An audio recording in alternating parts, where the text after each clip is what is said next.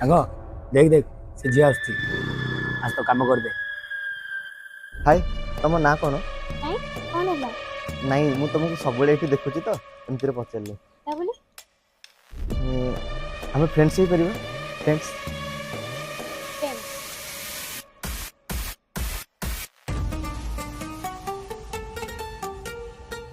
Hello କୋଉଠି?